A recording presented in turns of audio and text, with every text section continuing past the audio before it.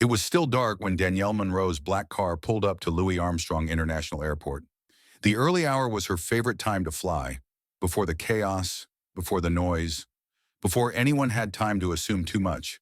She always arrived early, not just because she liked being punctual, but because she hated being rushed. Rushing meant ceding control, and Danielle did not relinquish control easily. She stepped out in a navy blue tailored pantsuit and crisp white sneakers. Her afro was cropped close and clean, her movements fluid, intentional. In her left hand was a laptop bag. In her right, a phone she hadn't let go of since 4 a.m. She had a lot riding on this trip. Not just the keynote at the Global Innovation Summit in San Francisco, but meetings with investors, with other CEOs, and most importantly, a quiet but monumental strategy session with Interglobe Holdings, the conglomerate that had just acquired her company.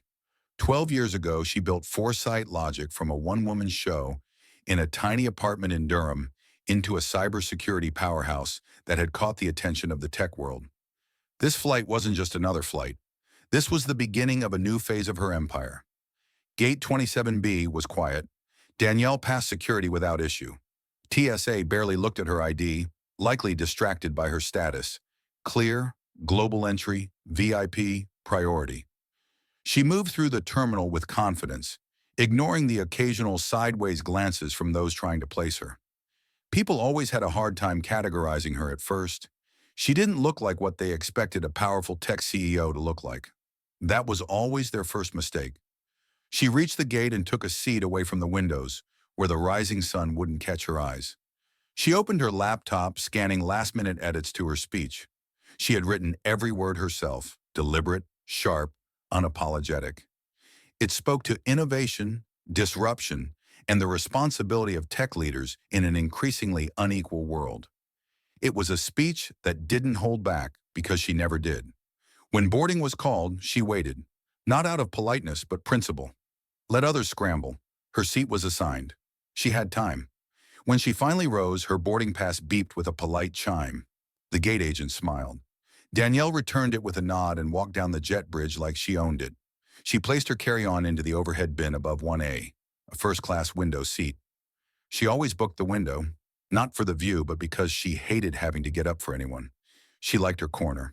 She liked her peace. She liked the illusion of control. She sat, clipped her seatbelt, and let out a slow, composed breath. This was her moment of calm before days of sharp suits, spotlights, and speaking panels. She leaned back, pulled out her phone, and began reviewing notes once more. That's when she heard it. Footsteps approaching. The kind of too quick, too polite steps that meant someone was about to disturb her space. A flight attendant appeared, all tight bun and tight smile. "Ms. Monroe." Danielle looked up. "Yes? I'm terribly sorry, but it seems there's been a seat assignment error." Danielle blinked slowly. "I reserved this seat when I booked." "Yes, I understand. But a Platinum Plus Elite member was also assigned 1A. Would you mind moving to 24C temporarily while we resolve the issue?" 24C middle seat, back of the plane, near the bathroom.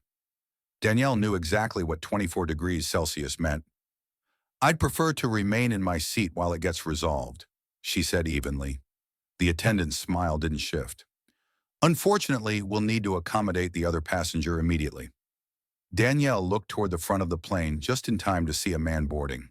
White, mid-50s, designer coat, expensive shoes. He didn't even glance in her direction. AirPods already in. She could have been invisible. She said nothing. She didn't raise her voice. She didn't argue. That wasn't her style. She pulled out her phone, hit record. Then she stood, retrieved her carry-on, and walked down the aisle to 24C, past the looks, past the awkward stares, past the silent judgment. The man slid into 1A as if the seat had been waiting for him his whole life. The flight attendant gave him a smile Danielle hadn't seen in years. Warm, welcoming, deferential. Danielle squeezed into her new seat between a teenager, bobbing his head to loud music, and a man with a lingering cough. She crossed her legs, back straight, face calm. The hum of the plane faded into the background. Danielle stared at her screen, but her mind was elsewhere, running through her list of contacts, allies, decision-makers. The consequences were already unfolding in her mind like a chess game. Every move had purpose. She didn't know it yet, but 5 minutes later, she would become the quiet storm no one saw coming. Danielle Monroe was not a middle manager hoping for an upgrade. She was the founder and CEO of Foresight Logic, a cybersecurity firm that Interglobe Holdings, the same company that owned SkyConnect Airlines, had just acquired for nearly $500 million. Ironically, she had confirmed final contract terms in a virtual meeting with Interglobe's COO just before boarding. The airline crew hadn't recognized her. Worse, they assumed. Danielle had long grown tired of correcting people who looked past her. Today, she documented everything. Calm, calculated. When the attendant offered her anything, now aware of her name from the manifest, Danielle declined. "No, thank you." A teenager in front whispered, "That's the woman from the summit poster." Danielle heard it. She didn't need validation, but it confirmed. Her face was known. Her name should have been known. The airline had failed to prepare its crew. Back in 1A, the man sipped his whiskey, oblivious. Meanwhile, Danielle received a message from her assistant. The summit press kit had gone live. Right on top, her name. Danielle replied, "Great. Let's see if they know who I am now." She began typing an email, not to legal yet, but to the COO. Subject, incident on Flight 226. Short, sharp, professional. Within minutes, subtle shifts occurred. Attendants looked anxious. The lead attendant checked her tablet, lips pressed tight. Danielle watched.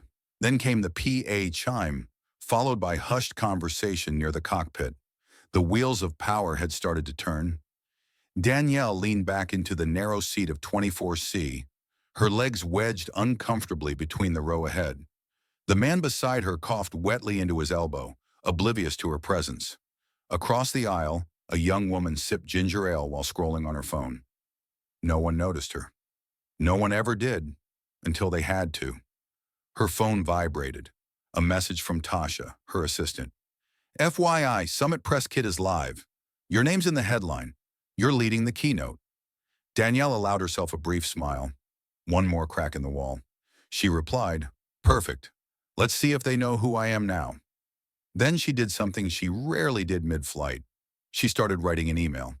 Not a rant, not an outburst, but something concise, chilling, and entirely professional. Subject line, "Incident on Flight 226. Immediate attention required." She recounted the seating reassignment, the lack of explanation, the prioritization of another passenger. No raised voice, no conflict, but clear documentation that someone with VIP status and confirmed seating had been displaced. The email ended with a single piercing line. "This is not just a policy failure, it is a cultural one. I expect a response." She hit send. 10,000 feet below, a ripple began to form. Back in first class, the man in 1A reclined, loosened his collar, and signaled for whiskey. He never looked back. Men like that rarely did. The world had taught him he didn't need to. 20 minutes passed. Then came the first flicker. A new energy moved through the cabin crew.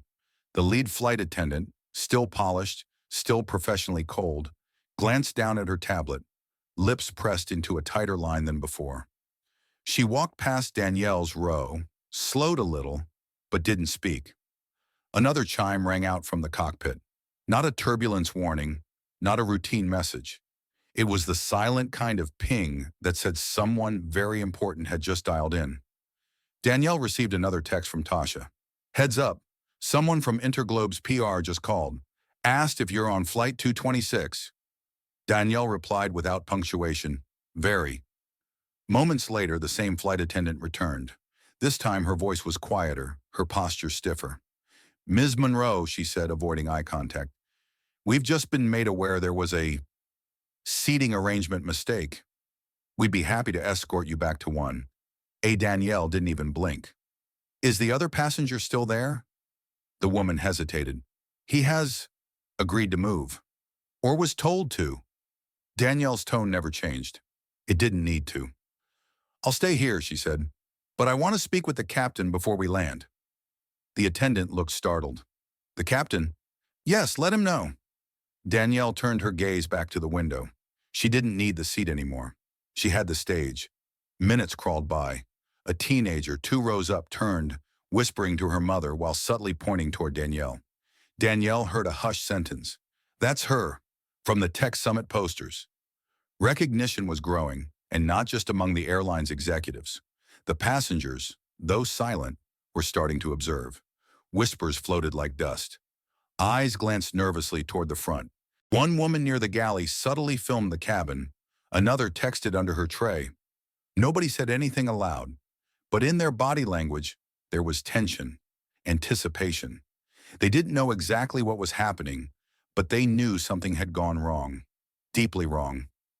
The intercom chirped again, then silence. Another few minutes passed, and then he arrived, the captain himself. He stepped down the aisle with rigid poise, mid-50s, trimmed gray hair, measured gait. He stopped at 24 degrees Celsius. Ms. Monroe. Danielle didn't look up right away. Then slowly she met his eyes. I want to personally apologize for the earlier incident. This is not the experience we aim to provide any of our guests. She tilted her head. Are you the captain? Yes, ma'am. Then let me ask you something. She turned slightly, eyes steady, voice even. Would this have happened if I looked like him? She nodded subtly toward 1A. The captain stiffened. He opened his mouth to speak but said nothing. That's what I thought, she murmured. Save your apology for your HR file. He nodded once and stepped away. He didn't argue. He didn't defend. He knew. Around her, the whispers returned. The temperature in the cabin had changed. It wasn't anger. It was revelation. A realization that a line had been crossed, quietly, cleanly, and that someone powerful had noticed. Danielle turned her phone back on. The tweet had gone up, not from her, but from Tasha. Just one line. Imagine building a $500 million company and still getting bumped from first class because you don't look like you belong there. No airline tagged, no hashtags. But within 20 minutes, the replies had begun. Wait, is this Danielle Monroe? Sky Connect just signed with her company, right? Please tell me this isn't Flight 226. It was only a matter of time. Danielle closed her phone, folded her hands, looked out the window. Below them, San Francisco approached, and above the clouds, the reckoning gathered speed. The wheels touched down on the runway with the grace of a ballet dancer. Soft, precise, final. The slight jolt rippled through the aircraft, just enough to pull the man in 1A out of his overpriced nap. He yawned, stretched slightly, and tapped the face of his luxury watch, checking the time like it was any other flight. He had no idea the story unfolding just 24 rows behind him had already shifted his world. Danielle Monroe didn't stir. She remained seated in 24C, posture regal, expression unreadable. But in her stillness, there was gravity. Around her, passengers stirred, some stretching, some checking their phones, others sneaking glances in her direction with cautious curiosity. They had sensed it, that something had happened during the flight, something beyond the usual turbulence or pretzels, and now they were waiting to see how it would land. She wasn't going to move until the world did. The man in 1A grabbed his leather duffel and exited the aircraft first. He passed through the jet bridge without a clue about who she was, what had occurred, or that he had been part of a moment that would ignite headlines, ignite policy change, and quietly ignite shame. He walked by 2 men in navy blue suits standing near gate 47. They didn't stop him. They didn't need to. Their mission had nothing to do with him. They were waiting for her. Danielle finally stood, adjusted the strap on her shoulder bag, and walked down the aisle with a measured calm. No drama, no fanfare, just deliberate movement, like someone stepping out of history and into consequence. As she emerged into the terminal, the 2 suited men stepped forward. Ms. Monroe, the taller one said, we've been instructed to escort you to the Sky Connect Executive Lounge. COO Wallace has requested a meeting. Her voice was steady. Right now? Yes, ma'am, immediately. Danielle gave one nod. Let's go. The walk to the lounge was uneventful, but it wasn't unnoticed. People turned their heads. Some whispered. A few recognized her from the summit posters plastered across the airport. Others had already seen the now viral tweet. A teenage girl mouthed, "That's her," to her mother as they passed. Someone tried to snap a photo, but Danielle never looked their way. Her power didn't require acknowledgement. It bent the air around her. Inside the executive lounge, Rhett Wallace was waiting. Trim, mid-40s, sharp jawline, weary eyes. He looked like a man who'd been awake all night, which he had. Because the moment Danielle's name lit up his inbox with a subject line labeled "Incident," immediate, the story was no longer about corporate policy. It was about survival. "Danielle," he began as she entered. "Thank you for coming. Please have a seat." She remained standing. "I'll stand. I prefer clarity over comfort." Rhett cleared his throat. "Understood. Then I'll be direct. On behalf of Sky Connect and Interglobe Holdings, I want to formally apologize. The events on Flight 226 were unacceptable, unprofessional, inappropriate, and discriminatory." "You're not wrong," she said calmly. "But that's not why we're here." He blinked. "It's not. We're here because I was someone important enough for it to matter." He shifted uncomfortably. "You want to apologize to me," she continued. "But if I were someone without this name, this face, and this leverage, none of this would be happening. I'd just be another woman of color who got bumped, and no one would blink." He opened his mouth, closed it, then nodded. "That's exactly why we're asking for your help," he said. "We want to do more than apologize. We want change, and we need someone who sees the cracks in the structure before the ceiling falls." Danielle's eyebrows lifted. "So you're not asking me to consult? You're asking me to fix what you broke?" "We're asking you to help us rebuild it right," he clarified. "No NDA, full access, your terms." Danielle let that hang for a moment. "I won't be the face of your redemption," she said, "but I will be the voice in the room that tells you the truth, even when it's inconvenient. I will hold the door open for others who've been silenced longer than me. But I won't let you use me as a band-aid for a bullet wound." He exhaled. "Understood." She turned to leave, then paused at the door. "Oh, and Rhett, don't just fire that crew. Make sure their replacements understand why it happened." He nodded again. "We will." 2 weeks later, under the glaring lights of the Global Innovation Summit in Phoenix, Danielle stood before a crowd of over 400 executives, flanked by media crews, live stream cameras, and press badges. She wore no mic clipped to her collar, only a small wireless headset. Her voice carried clearly and calmly across the auditorium. She told them what happened. From the moment she booked the seat to the moment she was asked to move, from the flight attendant's smile to the captain's silence, from the man in 1A's oblivion to the passenger's collective quiet. She described every micro moment with surgical precision, never raising her voice, never stepping outside grace. She wasn't angry, she was undeniable. When she reached the end, she said this: "You don't need to mean harm to cause it, but once you see it, what you do next, that's who you really are. That's your culture, that's your legacy." And the room? It stood. Real applause, not polite, not obligatory, the kind that carries weight. But Danielle wasn't done. Within days, she launched Visibility Forward, a think tank for accountability in corporate environments. Its mission? To track the invisible failures no one wants to name: assumption, erasure, misrecognition, coded language. It offered tools, training, and public audit frameworks. Sky Connect was its first partner. They didn't do it to look good. They did it because she made not doing so look worse. Under Danielle's oversight, their entire boarding protocol changed. Anonymous complaint channels, blind seating dispute escalation, AI-driven profiling audits. Every measure engineered not just to prevent discrimination, but to detect the attitudes that cause it. She didn't build policy. She built proof. And as she did, the messages came in. From interns, from flight attendants, from quiet allies who had once looked away, now looking in the mirror. One former crew member sent her a letter, the same flight attendant who had displaced her. It read, "I was following orders, but I realize now I never questioned why. I'm sorry, I was wrong." Danielle never wrote back, but she kept the letter. She framed it, hung it beside a photograph, an in-flight snapshot someone had taken during Flight 226. Danielle seated, calm, gaze steady. Below it, scrawled in a stranger's handwriting, "You didn't move." But you moved everything. If you ever sit in a space that was not designed for you, remember Danielle Monroe. She didn't fight for permission. She claimed her seat, then made them redesign the plane.